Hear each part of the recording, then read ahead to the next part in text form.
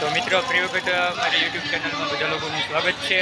તો મિત્રો અત્યારે આપણે નાવલી વિસ્તારની અંદર પહોંચી ગયા છીએ, સાવરકુંડલાની અંદર નાવલી વિસ્તાર. તો ત્યાં અત્યારે હજારો દીપક છે, તો દીપકો અત્યારે પ્રગટ કરવા પ્રગટાવ્યા છે અને એ પણ અત્યારે ખૂબ સારો એવો નજારો જોવા મળશે. તો ચાલો આપણે એ નજારાને પણ આપણે માણીએ.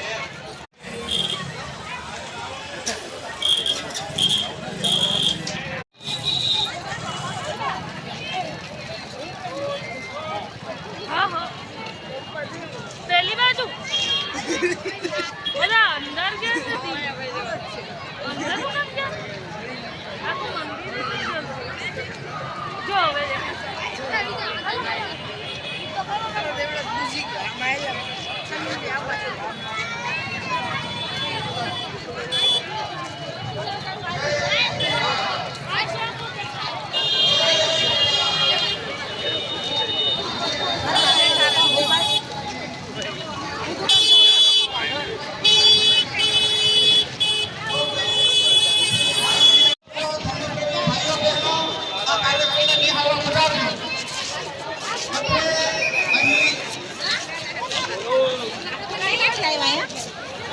તમે જોઈ શકો છો પાછળની સાઈડમાં તો અત્યારે લાઇટિંગ પણ અત્યારે સારું એવું ગ્રાફિકલ આવી રહ્યું છે. તો અત્યારે આપણે સાવરકુંડલાની અંદર ઉપસ્થિત છીએ. તો પાછળની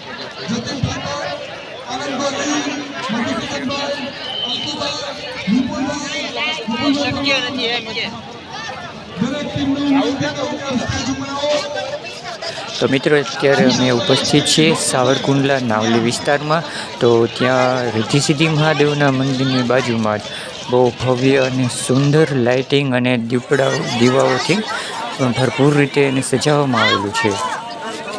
તમે જોઈ શકો છો પાછળની સાઈડમાં કે ઘણા બધા ભક્તજનો છે તો ત્યાં ઉમટી રહ્યા છે. મંદિર ઉપર લાઇટ પણ સારામાં સારી રીતે ડેકોરેશન કરવામાં આવેલું છે અને એક નજારો છે તો એ અલગ જ રહેલો છે. મિત્રો અહીંયા સ્ટેજ કાર્યક્રમ છે તો સ્ટેજ કાર્યક્રમમાં બધા નેતાઓ છે અને અમુક જે અગ્રણીઓ છે તો એ પણ ત્યાં ઉપસ્થિત છે. અહીંયા આપણે પોલીસ ચોકી છે, ત્યાં પણ લાઇટિંગનું સારામાં સારું ડેકોરેશન કરવામાં આવેલું છે. ત્યાર પછી આગળની સાઈડમાં જોઈએ તો મંદિરની ઉપરની સાઈડમાં બધી જગ્યા ઉપર લાઇટિંગનું એવું મસ્ત ડેકોરેશન કરેલું.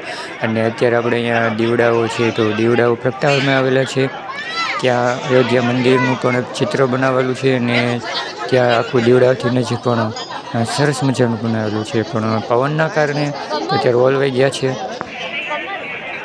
તમે જોઈ શકો છો અહીંયા કેટલી બધી ભીડ છે અને મંદિરની પણ ડેકોરેશનમાં કંઈ કહેવું ન પડે, સુપર હિટ. સાવરકુંડલાની જનતાઓ અત્યારે ઉપસ્થિત છે એ પણ બધાના માટે ખૂબ સરસ છે. અને જે રામ રાજ્ય છે તો એ અત્યારે શરૂ થઈ ગયું છે.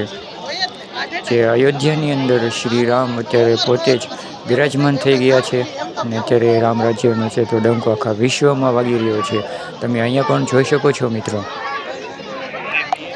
કેટલા બધા ભક્તજનો છે અને કેટલી ઉમંગથી આ ઉત્સવને ઉજવી રહ્યા છે.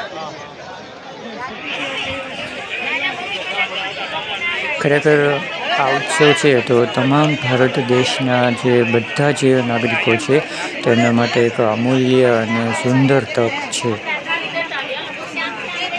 જે ઘણા વર્ષો પહેલાં પણ આપણે રાહ જોઈ રહ્યા હતા કે રામ રાજ્ય ક્યારે આવશે, તો એનો અંત અત્યારે આવી ગયો છે.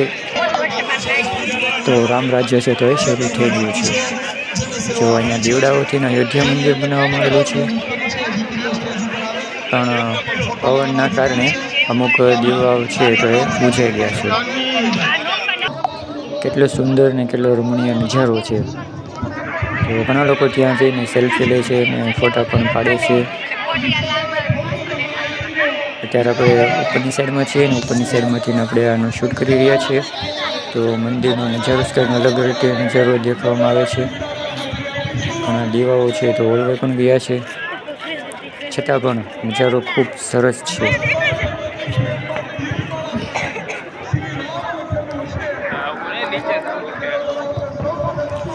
તો મિત્ર, ભારતીય નાગરિકો, તમામ નાગરિકો માટેનો આજે ઉત્સવ છે તો એ બહુ સુંદર અને બહુ સરસ રીતે રહે છે અને યાદગાર પણ રહેવાનો છે.